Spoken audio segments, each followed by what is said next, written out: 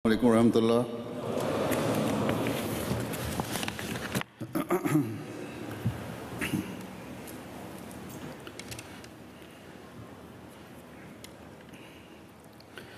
أشهد أن لا إله إلا الله وحده لا شريك له وأشهد أن محمدًا عبده ورسوله أما بعد فأعوذ بالله من الشيطان الرجيم بسم الله الرحمن الرحيم الحمد لله رب العالمين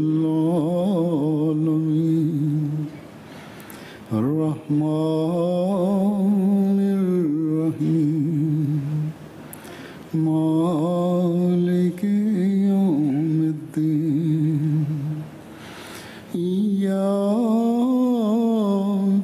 نعبد وإياك نستعين اهدنا الصراط المستقيم صراط الذين أنعمت عليهم غير المغضوب عليهم ولا الضالين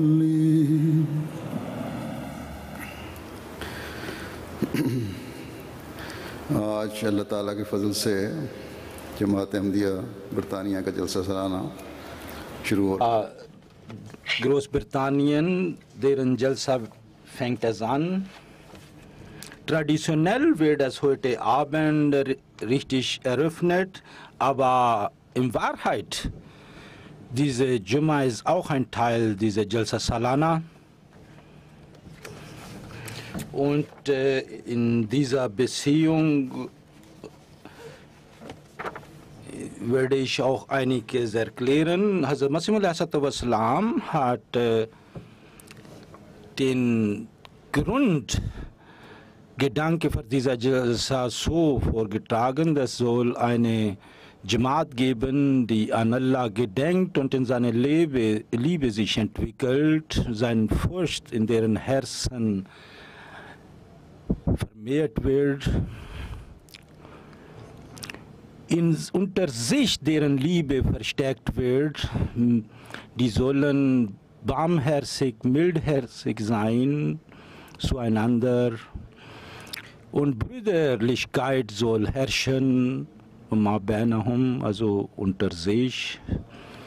Demut, Bescheidenheit soll deren Merkmal werden, Wahrheit soll so als Exempel gestattet werden, also beispiellose Wahrheit sollen sie befolgen und Islams Botschaft sollen die überall bis zu Ende der Welt verbreiten und dafür diese Schmerz in deren Herzen führen, dafür sollen die deren Hab und Gut, deren Leben und deren Ehre, alles aufzuopfern bereit sein. Heute, die wir hier versammelt sind, jeder Einzelne soll sich prüfen, ob er nach dieser Reise Unannehmlichkeiten, wo er unternommen hat und all diese Sachen, und heute, ob die Reise eigentlich nicht mehr so beschwerlich ist wie früher, aber auf anderer Seite, die Menschen sind auch ein bisschen bequemer geworden, also deswegen ist trotzdem diese Unannehmlichkeiten in der Reise, die bleiben und man fühlt es. Ob es die Reiseart ist, hat sich geändert, aber Reise bleibt Reise.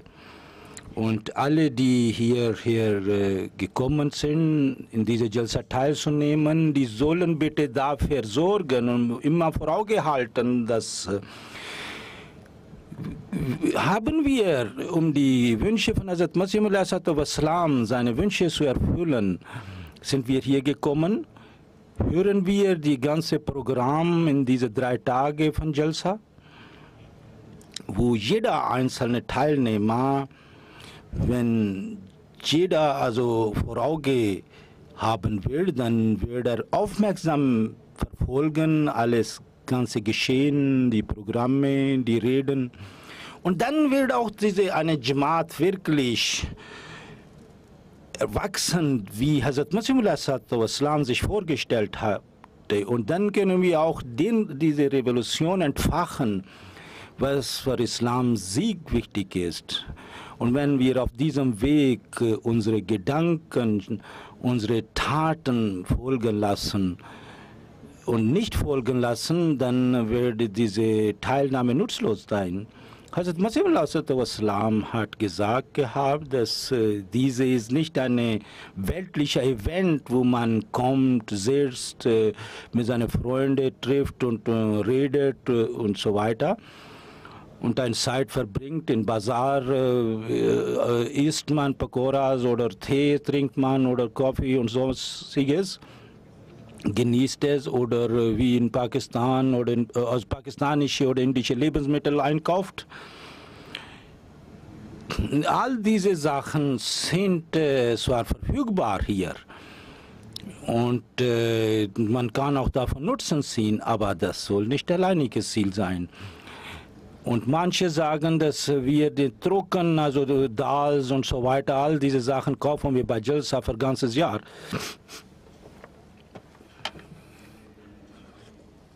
Weil die hier einigermaßen zu vernünftigen und fairen Preisen zu haben sind und man braucht nicht viel herumlaufen. Und wenn wirklich dieser Sinn und dieses Ziel ist, dann haben die deren Swab, deren Belohnung von Allah Ta'ala, die zu erhalten, haben die verwirkt. Alle, die hier gekommen sind,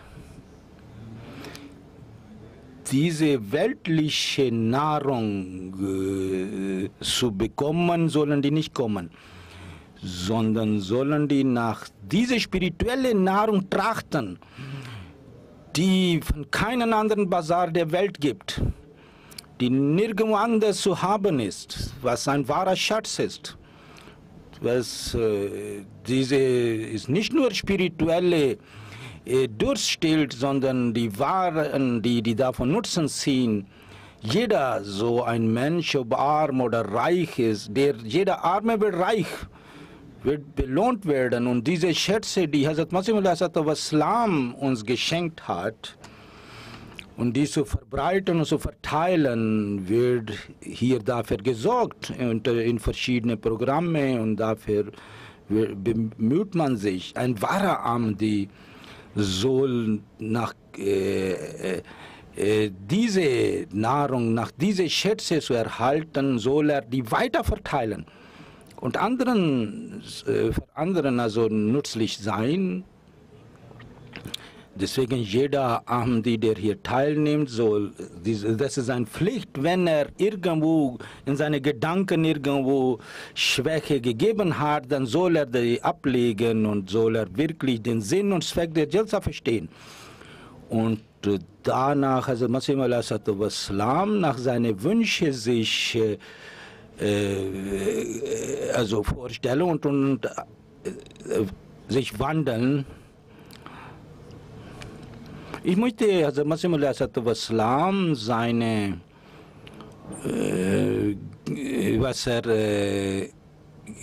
seine Wünsche für die Jamaat und für die Teilnehmer dieser Jalsa waren, die er ausgesprochen hat, möchte ich sagen noch weiteres. Wie hat Hazrat Masih Maud gewünscht und vorgestellt, was für Ahmadi sollen es werden und was für Rang und welche Standard, Maslate hat er gelegt für die Jamaat Ahmadiyya.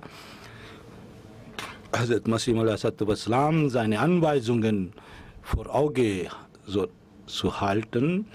Ich kann man nicht alle diese Worte hier vortragen, aber Kurzfassung. Seine Anweisungen, die er erlassen hat, damit hat er so einen vollen Programm und Verfassung uns gegeben und wie wir unser Leben leben können. Und das kann auch der Garant für den Frieden der Welt sein. Also Muslim Islam sagt, Allah Ta'ala ist sicher wahrlich mit denen, die Gott fürchtig sind und die gute Werke tun. Und dann erklärt das Muslim Islam, außer Taqwa, außer Gottesfurcht und Frömmigkeit wird Allah Ta'ala mit nichts anderes zufriedengestellt werden können. Und wenn jemand das möchte, Allah Ta'ala sein Wohlgefallen zu erlangen, dann hat er keine andere Möglichkeit, keinen anderen Weg, außer diese Gottesfurcht, diesen Weg zu gehen. Und wie können wir das bekommen, gottesfürchtig werden, muttaqi werden? Auf welche Wege können wir das erreichen?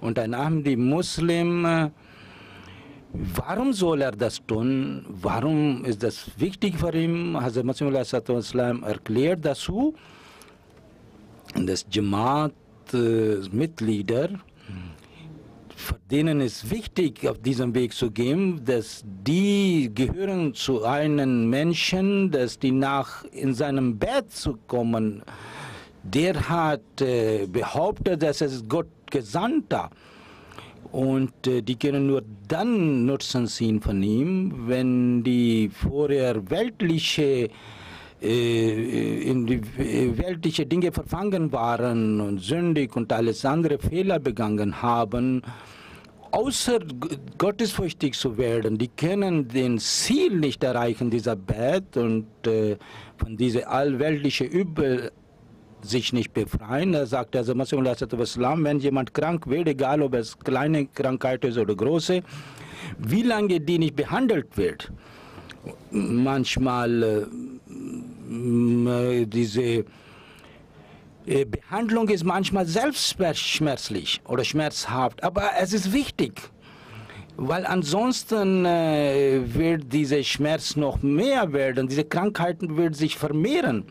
Beispiel, wenn auf dem Gesicht ein schwarzer Punkt entsteht, denn jeder macht Sorgen, dass nicht es sich vermehrt oder vergrößert und das ganze Gesicht wird schwarz.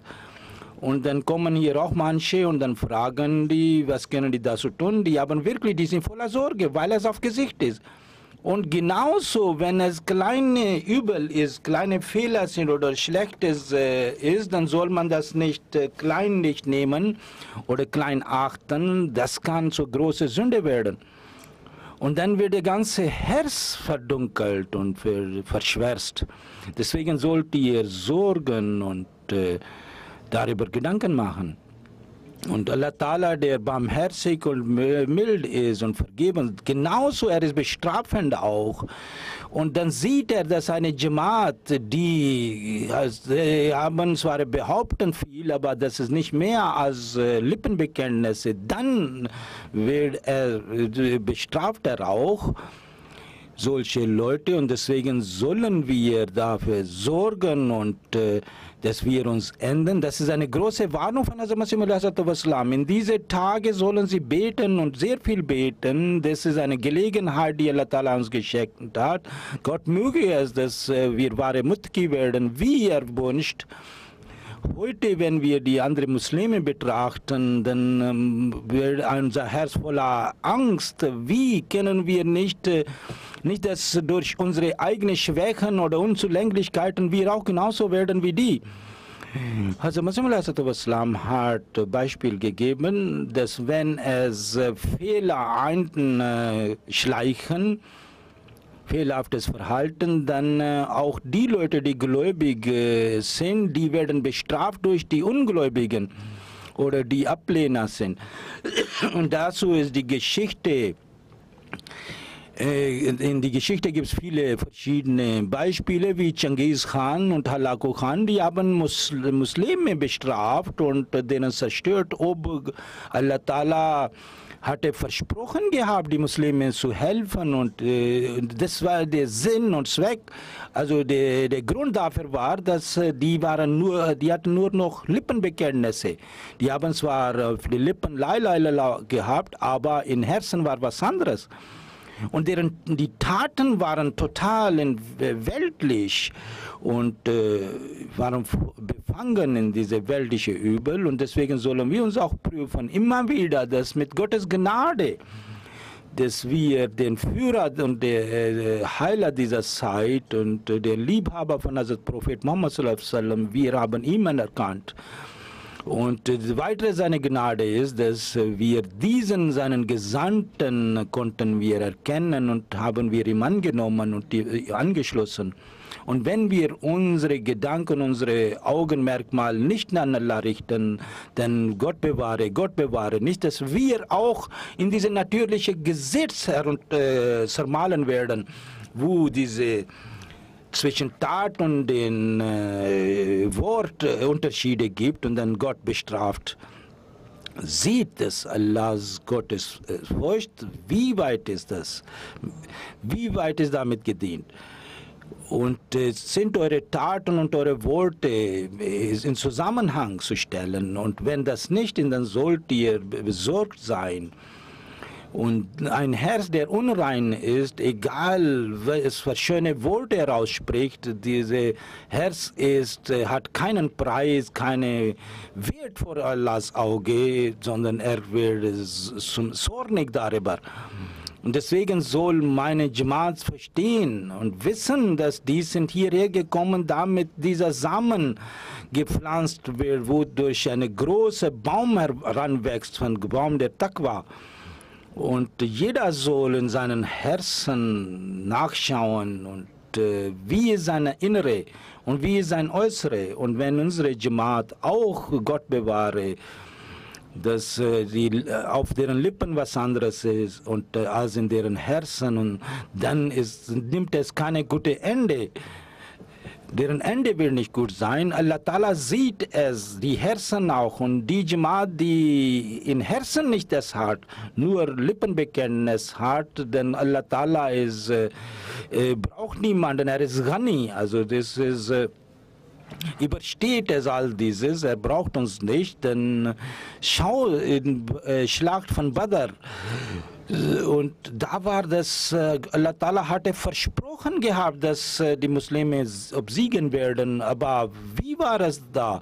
Wie war Hazrat Rasul Pak sallallahu alaihi wasallam hatte sich benommen gehabt, sein Verhalten? Er hat geweint und gefleht vor Allah Ta'ala für den Sieg und für seine Hilfe. Hazrat Abu Bakr Ta'ala anhu fragte ihm, Mazur, warum weinen Sie so? Warum quälen Sie sich so? Rasul Pak sallallahu alaihi wasallam darauf sagte Hazrat Rasul Pak sallallahu alaihi wasallam, er ist erhaben.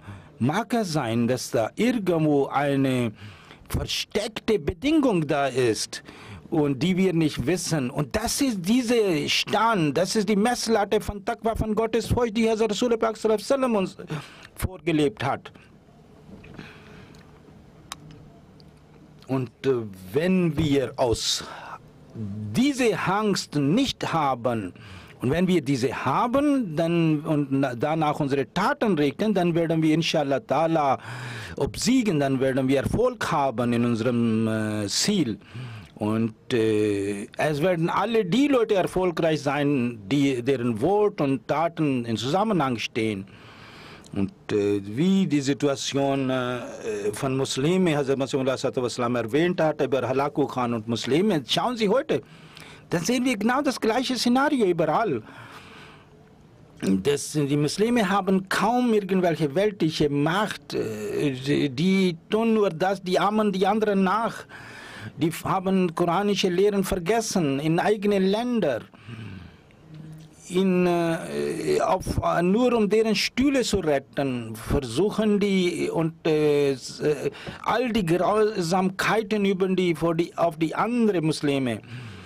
Die Bevölkerung wird umgebracht, Unruhe. Die denken, dadurch können die ihre Stühle retten? Nie, das ist nur, die werden bestraft von Allah Ta'ala, inshallah, für deren Grausamkeiten. In all die Ländern, wo die Regierungen gestürzt worden sind und dann neue Regierungen im Namen der Volk entstanden sind, die sind genauso. Die sind auch nicht besser. die befolgen genau den grausamen Pfad der Vorgänger. Und dadurch verschwächen die sich selber.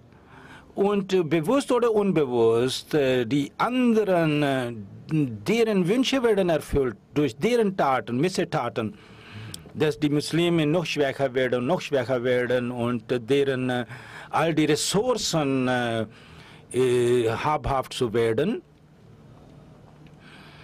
Es ist nur Allah Ta'ala, der diese Ummat Muslime retten kann. Beten Sie für denen auch. Auf alle Fälle, ich war beim Erklären, dass Masih Wassalam hat seinen Jamaat, wie er vorgestellt hat, wo er die sehen wollte und was hat er dazu Anweisungen gegeben. Und der Grundstein für alles ist Taqwa, Gottesfurcht, Frömmigkeit. Und weiter ist so, dass immer schauen Sie, dass wie weit haben wir uns entwickelt in dieser Taqwa und in Reinheit. Dafür ist die Messlatte in Quran Majid gelegt. Da ist ein Zeichenbeispiel erwähnt worden, Merkmal, dass Allah Ta'ala Muttaqi, ein Gottesfürchtigen, von den Übel der Welt befreit und selbst seine Dinge in Hand nimmt, wie er sagt, Man yattaqillaha yarzuqhu min haythu la yahtasib. Wer Allah versteht, Allah Ta'ala in jede üblen Schwierigkeiten zeigt er ihnen einen Weg, einen Ausweg und gibt ihm von da Nahrung und alles, wo die anderen nicht wissen. Das ist auch ein Merkmal für einen Muttaqi, dass Allah Ta'ala ein Muttaqi, dass er ihm nicht also diese vor anderen Bettler macht und ein Geschäftsmann denkt, dass außer Lüge kann er nichts machen und deswegen versucht er zu lügen oder zu täuschen und sagt nicht die Wahrheit und sagt sagt, das ist ja, aus Zwang. Das braucht er nicht. Allah Ta'ala ist dann sein Ernährer und sein Freund denn all die anderen Sachen werden von ihm weggenommen, diese Zwänge werden von ihm weggenommen. Wer Allah Ta'ala verlässt, den verlässt Allah Ta'ala. Und wenn der Rahman, der Gnädige, wir verlassen, dann werden wir eine Beziehung mit Satan eingehen, mit dem Teufel. Auf jeder Ebene, von jedem Aspekt müssen wir diese achten. Viele Ahmadis, die kommen hier nach Europa und manche lügen da auch. Und wenn es Wahrheit ist, dass wenn da richtig gesagt wird, wenn die sagen, wie die Situation ist für einen Ahmadi, dann brauchen die nicht zu lügen. Jeden, den ich gesagt habe, sagt die Wahrheit, immer in jedem Fall. Braucht ihr keine Geschichten zu erzählen, eure Anwälte brauchen das nicht. Sagt die Wahrheit, wie es war, wie es ist. Ich habe gesehen, dass alle deren Asylverfahren wurden erfolgreich beendet und in Pakistan werden die Ahmadis unterdrückt und erfahren all die Grausamkeiten. Und das ist schon fast an der Peak und hat den Zenit erreicht. Aber diese Geschichte, diese Grausamkeiten, brauchen wir nicht zu lügen dafür, sondern sagen wir die Wahrheit so, wie es ist. Dann und Allahs Vertrauen, dann wird Allah Ta'ala, werden wir auch unser Ziel erreichen. In diese Völker, in diese europäischen Völker, ist auf alle Fälle eine Sympathie da, in die Mehrheit. Sympathie und für die Menschen und deswegen helfen die auch, versuchen die zu helfen. Deswegen sollen wir unsere Messlatte für unsere Wahrheit höher legen. Und also Masih sagt weiter, dass Mensch hat zwei Taten. Einmal sind die Pflichten.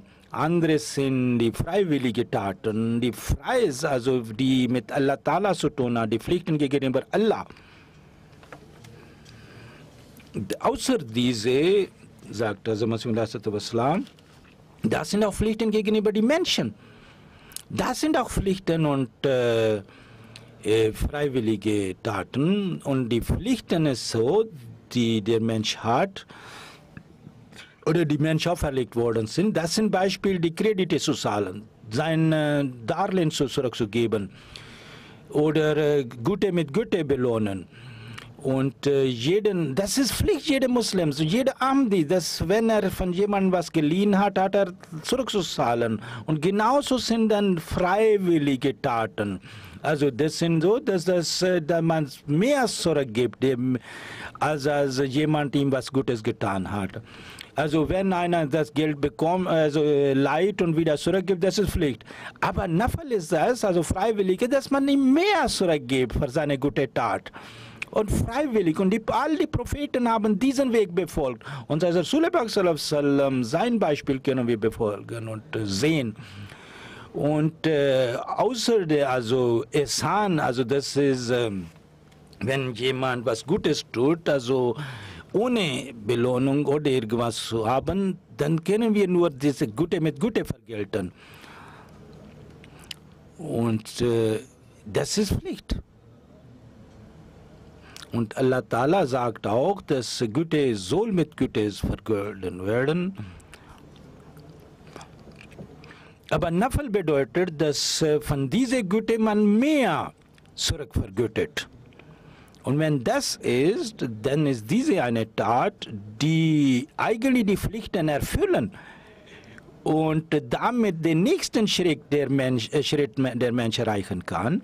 Das sind die Leute, die höhere Ränge erreichen, dass Allah Ta'ala wird deren Hand, deren Füße, Allah Ta'ala sagt, dass ich bin deren Zunge werde und dass all deren Taten und all deren Worte kommen mit Allahs Wohlgefallen, die unterlegen seine Wohlgefallen und die werden nicht mal fähig zu einer Tat, die sein Sohn auf sich ziehen können. Das ist dieser Ziel, den Hazrat Masih uns gegeben hat, und nach dem Bett zu machen. Und diese Pflicht werden wir nur dann werden wir erfüllen können, wenn wir das tun. Und um dieses zu erreichen, muss man sich bemühen, hart bemühen.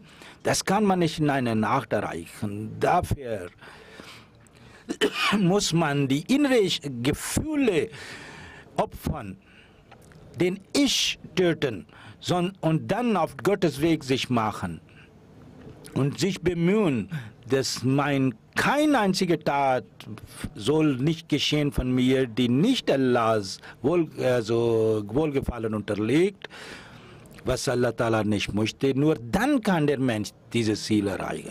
Also Masih sagt, dass die Menschen werden nur dann in Schwierigkeiten geraten, wenn die Allah Ta'ala ignorieren. Und das ist das. Und weil die durch ihre Gefühle, durch ihre anderen Neigungen geleitet worden sind, dass die irgendwie durch den Zorn Beispiel, dass die irgendwas tun, was hinterher bereuen und dann in die Gerichte hin und her laufen müssen. Und wenn man von Anfang an sagt, ich möchte nichts tun, was nicht Allah Ta'ala erlaubt. Und ich werde keine Bewegung tun, was Allah Ta'ala nicht erlaubt. Und bei jeder Sache werde ich Allahs Lehre schauen, sein Buch schauen, dann wird der Mensch von all diesen Übel bewahrt bleiben. Und wenn wir sein Buch, seine Lehre verlassen und ignorieren, dann werden wir Verluste erleiden und Schwierigkeiten erleiden. Und deswegen sollen wir uns immer wieder prüfen, achten wir in jede Sache, in jede Bewegung, was Allah Ta'ala in Koran Majid sagt, sein Buch sagt, was er lehrt. Und wenn wir nur unseren Ich befolgen, unsere Ego befolgen, dann sollen wir wirklich besorgt sein. Besonders in diese Tage, diese sind Jalsa-Tage, sollen wir Drud, also Lobpreisung für den heiligen Propheten Muhammad sallallahu alaihi wasallam und Gottes Lobpreisen und sollen wir beten und sich selber Veränderung, eine positive Veränderung sollen wir in uns herbeiführen und dafür bemüht sein, Allahs Wünsche zu erfüllen und Gebete verrichten und beten, damit Hazrat Masih Wassalam wir sein Bett, Gelübde abgelegt haben, das gerechtfertigt können. Und die Anweisungen von Hazrat Masih Wassalam, die er gesagt hat, können wir nicht alle hier vortragen, aber noch eine Sache. Wenn wir diese festhalten und walten lassen, dann werden wir in Allahs Liebe uns verstärken. Also Masih Wassalam sagt, in Nächte sollt ihr aufstehen und beten. Dann wird Allah Ta'ala euch seinen Weg zeigen. Hazrat Rasulullah sallallahu alaihi wasallam, seine Gefährten haben genau das getan. Was waren die vorher? Die waren nicht anderes als Bauern das war ein Samen, der gepflanzt wurde. Dann hat Rasulullah sallallahu alaihi wasallam bewässert und hat sich gedeiht, diese Pflanze der Taqwa. Und die haben nicht Tag und Nacht gewartet. Ihr sollt aus wahren Herzen, aus tiefsten Herzen euch bereuen. Verlasst eure Schwächen und wie Allah Ta'ala es wünscht, eure Taten sollen das entsprechen, wer das tun wird und tatsächlich beten wird und mit seinen Taten diese Erlösung sucht wird, dann wird Allah Ta'ala zu ihm gnädig sein und wird er ihm ändern und sei nicht hoffnungslos vor ihm. Sei niemals hoffnungslos. Manche sagen, wollen wir Wali oder Heiliger werden? Schade, dass die nicht gedacht haben, ja, wir müssen. Wenn er wirklich auf dem wahren Weg und geraden Weg aufmacht, dann wird er inshallah Ta'ala eines Tages seinen, ob es langsam oder schnell, wird er Allah Ta'ala erreichen. Und diese Begegnung ist das wichtig. Und कि जिन लोगों ने हमारे बारे में कोशिश की, हम उन्हें ज़रूर अपने रास्तों की तरफ हदायत देंगे, रहनुमाई करेंगे। फरमाया, सो जो बातें मैंने आज वसीयत की हैं, इनको याद रखो कि इन्हीं पर मदार नजात है। तुम्हारे मामलात खुदा और खल्क के साथ ऐसे होने चाहिए जिनमें रज़ाए इलाही मुतलिक ही हो। बस इससे तुमने वाखरीन मिनहुम लम्मा यलहकु बिहिम के मिस्दाक बनना है। बस ये जलसे के दिन हमें मुयस्सर आए हैं और इससे चंद दिन पहले रमज़ान गुज़रा है, जिसमें हमने अल्लाह ताला की रज़ा हासिल करने की कोशिश की है। जलसे के दिनों में इल्मी और तरबियती तौर पर कुरान, हदीस और सुन्नत की रोशनी में बातें भी हम सुनेंगे। खुदा ताला की ज़ात का इदराक, उससे ताल्लुक़ जोड़ने की तरफ तवज्जो बहुत सौ को मज़ीद पैदा होगी, मज़ीद तवज्जो पैदा होगी। इस इल्म के साथ हमें अपने अमल को भी सैकल करते चले जाने की और मिलाने की ज़रूरत है। जो कुछ हासिल किया उसको संभालने और उससे फैज़ उठाते चले जाने की ज़रूरत है। अपने हर अमल में दवाम और बाकायदगी की ज़रूरत है। इस जलसा को भी, इन बरक़ात को समेटने के लिए फ़ज़ल इलाही हमें समझना चाहिए। अल्लाह ताला हमें इसकी तौफ़ीक़ अता फ़रमाए। इंसानी लिहाज से भी बाज़ बातें कहनी चाहता हूँ।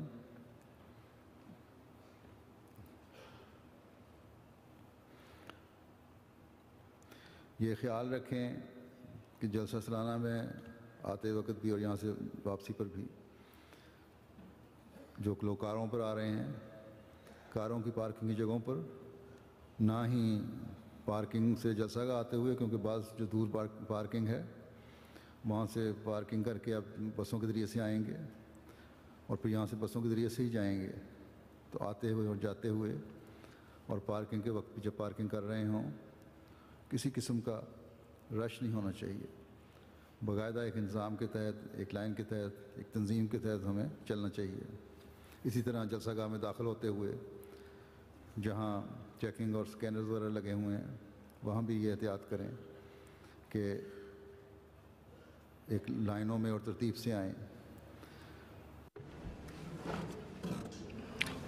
Und überall, wo sie nicht diese achten werden, dann werden sie sehen, dass sie werden, dadurch werden wir Probleme geben und dadurch verliert man sehr viel Zeit. Und wenn sie, manche verlieren ihr Gepäck auch und kommen auch Reklamationen. Bitte, wenn Sie vorher Checking machen, dann sollten Sie vorher achten.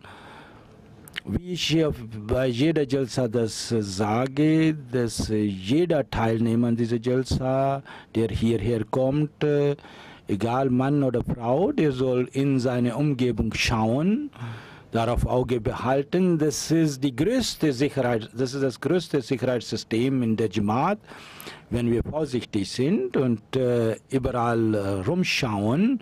Das so ein Beispiel können wir in der Welt sonst nicht sehen. Das ist ein Merkmal der Jamaat Ahmadiyya. Und bitte seien Sie nicht,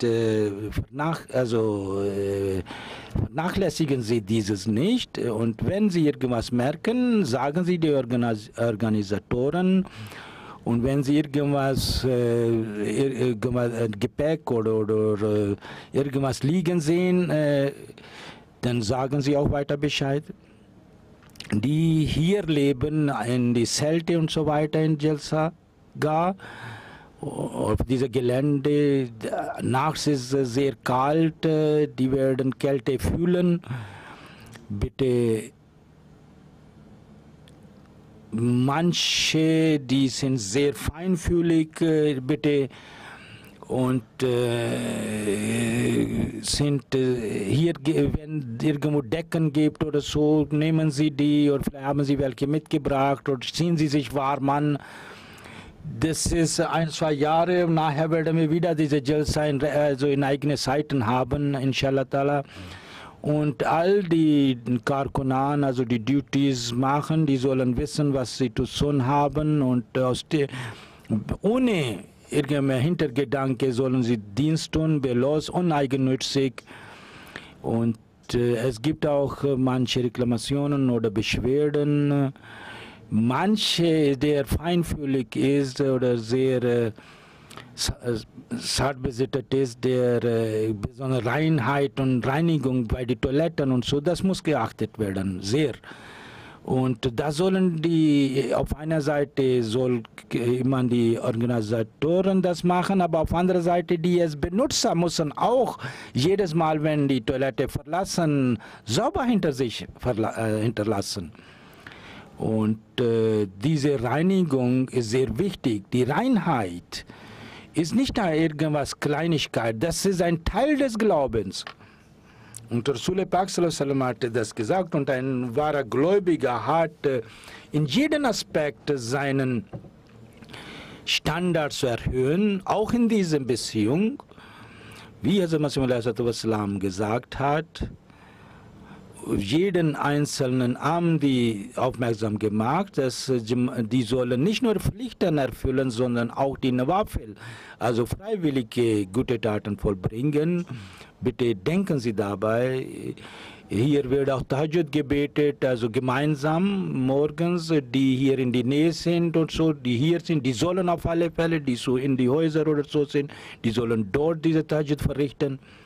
Damit Allah Ta'ala Islam und Ahmadiyyas Entwicklung und Erfolge wir sehen können und zeigt, die Pakistani Ahmadi sollen sie in ihren Gebete einschließen. Das ist, gestern ist wieder ein Märtyrer dort gestorben, ein anderer wurde verletzt. Und die anderen Ahmadis auf der Welt, überall, wo die Schwierigkeiten haben, Gott möge deren Schwierigkeiten zu lösen. und den wahren Diener von Rasul Pak sallallahu alaihi wasallam seine Jamaat wieder mit friedlich atmen kann. Und diese Märtyrer, was ist, wir werden nachher auch beten. Das sind auch andere einige Janazas, also Totengebete werden wir verrichten für ihn. Dieser Shahid, dieser Märtyrer ist Herr Rao Abdul Ghaffar Sahib, Sohn von Tessin Sahib.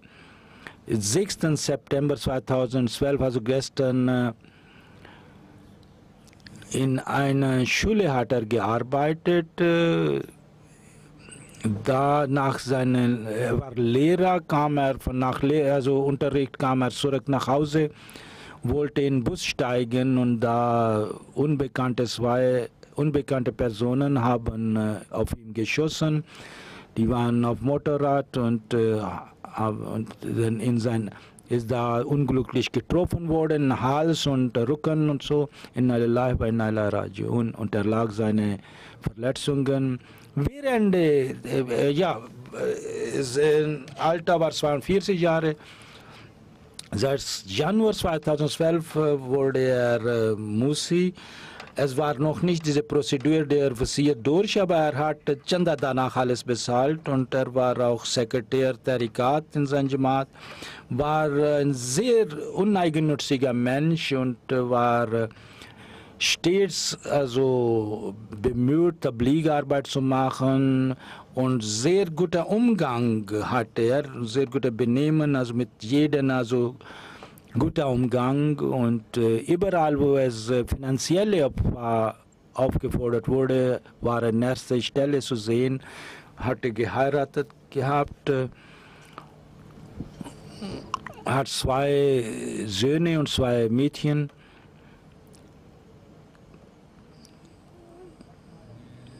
Er hatte 1988 wo diese mobile Resultat war, wo Ziaul Haq umkam, damals wurde er Ahmadi und seine Schwester war schon vorher Ahmadi und seit dann hat er Ahmadi und er kannte zwar vorher auch Ahmadiyat, aber seine Schwester erzählt, ich hatte vor 8 Jahren im Traum gesehen, dass er wurde erschossen und dann erlag er seine Verletzung, aber ich kam näher zu seinem Leichnam und das sei, dass er lebt. Und das war eigentlich die Prophezeiung, dass er ein Märtyrertod, ein Shahid sein wird und der wird nie sterben, inshallah. Genauso, seine Tochter hatte eine Traumvision gehabt, seine Frau auch, über seinen Märtyrertod wurden die rechtzeitig von Allah Ta'ala benachrichtigt. Seine Frau sagt, dass er sagt im Traum, dass wenn ich Shahid, Märtyrertod sterbe, bitte wirst du nicht mehr weinen. Und da kam er zurück und sagte er zu einem anderen, einmal sagte er unter seinen Bekannten, dass ich möchte, jeder wird sterben, aber ich möchte, dass ich Märtyrertod sterbe. Gott hat sein Gebet erhört und Gott möge seinen Rang erhöhen. Sein Sohn ist in Waqf-e-Nau, studiert in Rabwa, seine 10-jährige Tochter und eine 7-jährige. Gott möge in seinen Nachkommen auch die Loyalität und die feste Beziehung zu Jamaat, dass festgehalten wird. Zu anderen Janazas, Sahibzadi Qudsiya Begum Sahiba, Hazrat Nawab Amtal Hafiz Sahiba und Hazrat Nawab Abdul Khan Sahib, deren Tochter war. 1927 war sie geboren und am 1. September ist im Krankenhaus in Rabwa gestorben. Inna lillahi wa inna ilaihi raji'un. Von Gott kommen wir zu ihm, gehen wir wieder hin zurück. Sie ist ja in Qadian groß geworden und in diese Umgebung hat sie genossen, und dann kam sie nach Lahore und in Qadian und hatte sie auch gearbeitet und hier auch, in Pakistan auch, in Nasrat und Lajna. Mirza Ghulam Qadir Shahid, seine Mutter war sie. Und in einem Artikel schreibt sie selber, Ich möchte diese vortragen, halte ich gut, wichtig.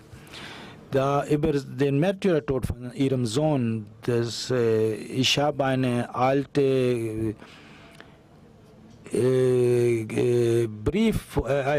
Stück Papier liegt vor mir. Ich bin keine Gedichterin, ich versuche es, also das sind ein Gebet zu schreiben.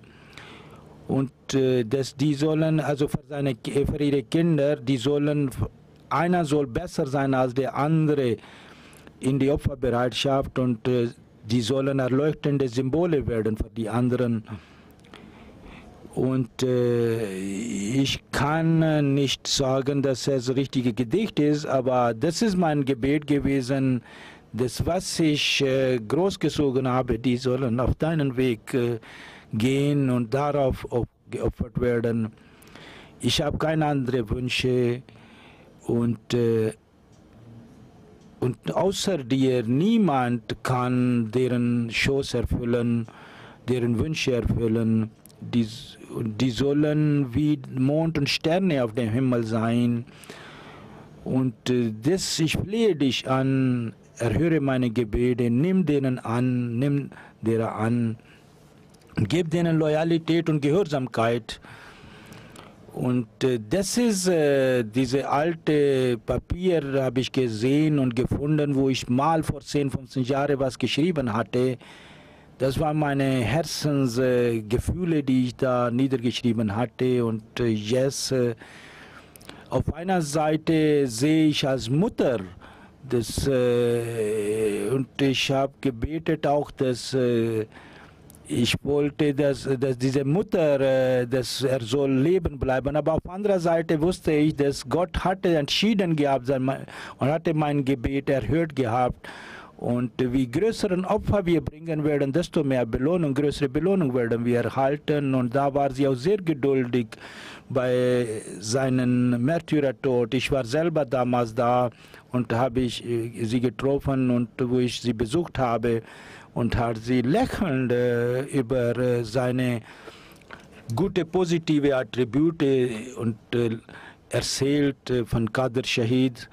Und sie hatte stets mit mir Briefkontakt gehabt und der letzte Brief, was sie geschrieben hatte, war der letzte Satz: Gott möge mich und meine Nachkommen Taqwa geben, Taqwa schenken. Und Hazrat Masih Wassalam, seine Gebete sollen wir ernten und erben und wir sollen das würdig zeigen uns. Gott möge ihre Nachkommen und alle anderen Ahmadis, für denen auch diese Gebete erhört werden.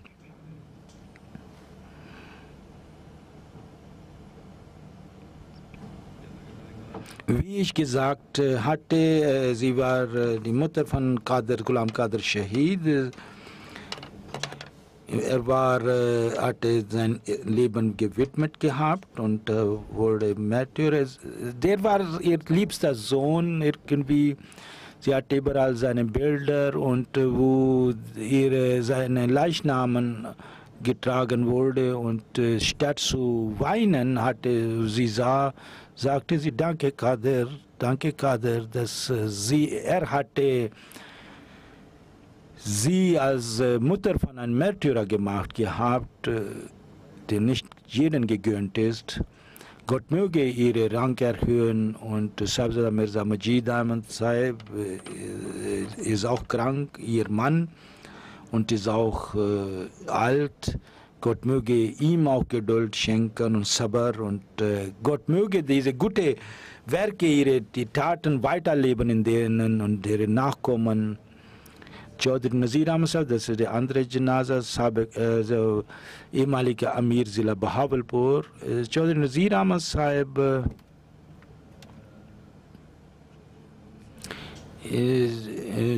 Sohn von Chaudhry Nur Muhammad Sahib und Sharpur stammt er.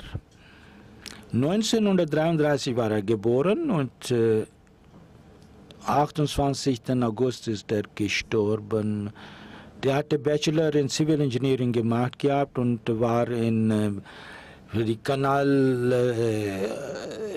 Shoba Kanal, also diese Kanalisationen und so weiter, die Entschuldigung, Ministerium und bis 2004 war Amir und Präsident der Jamaat Bahawalpur. Dann kam er nach Rabwa und da 1974 hatte er auch all die Schwierigkeiten erlebt in damalige Feindseligkeiten. Damals in seinem Tagebuch steht das, in diese Tage in Bahawalpur wohnte ich und ich habe meinen Bruder seine Tankstelle bewacht, weil er selber krank war und ich habe da aufgepasst und so weiter und und da wurde diese Tankstelle, also da haben die rundherum Barrikaden gestellt, damit keiner diese befahren kann, diese Tankstelle anfahren kann. Und ein junger Mann, der wollte da tanken und dann wurde er auch geschlagen. Das warum der da versucht zu tanken. Das war Sozialboykott, also Social Boykott. Mussten wir erleben. Gott hatte denen mit viel Geduld geschenkt. Also seine Frau schreibt, dass bis zum letzten Atem hat er Jamaat gedient, trotz schwierige Krankheit. Er war als Qazi-Richter in Shobakaza, also er hatte die letzte Entscheidung geschrieben und festgemacht und also umsonst. Und dann hat er zu mir gegeben, die Frau beschreibt also, dass ich sollte diese weiterleiten, diese Entscheidung. Und dann hat er Entschuldigung auch geschrieben, dass oder ich habe gesagt, dass du sollst dich entschuldigen aus Krankheit, aber er sagte, nein, ich bin als Richter genannt worden, bis ich es machen kann, werde ich es meine Pflicht erfüllen. Gott möge seine guten Taten, dass die weiterleben in seinen Nachkommen auch. Und die letzte Janaza ist von Herrn Faraz Mahmoud Sahib aus Syrien. In Nähe von Damaskus hat er gelebt und in diese Unruhen, die heutzutage da sind, während diese Unruhen ist er auch gestorben und Märtyrertod hat gefunden. Seinen Leichnam konnte man vorher nicht finden. Am 30. August erst hat man diese Leichnamen gefunden und wo man konnte man in Eile nicht begraben, war steiniger Boden und dann später waren die auch andere Märtyrer da und andere, die umgekommen waren in diese Unruhen, die wurden auch er wurde auch mit denen zusammen. Am 8. Januar hatte er gerade, wurde er Ahmadi. In 8 Monaten hat er beispielhaft sich entwickelt, also in die Loyalität zu Jamaat und so. Gott möge ihm annehmen und seinen Rang erhöhen. All diese Personen, deren Janaza werden wir nachher beten.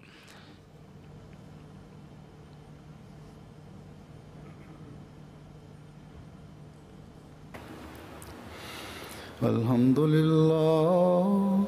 الحمد لله نحمده ونستعينه ونستغفره ونؤمن به ونتوكل عليه ونعوذ بالله من شرور أنفسنا ومن سيئات أعمالنا من يهده الله فلا مضل له ومن يضلل فلا هادي له ونشهد أن لا إله إلا الله ونشهد أن محمدا عبده ورسوله عباد الله رحمكم الله إن الله يأمر بالعدل والإحسان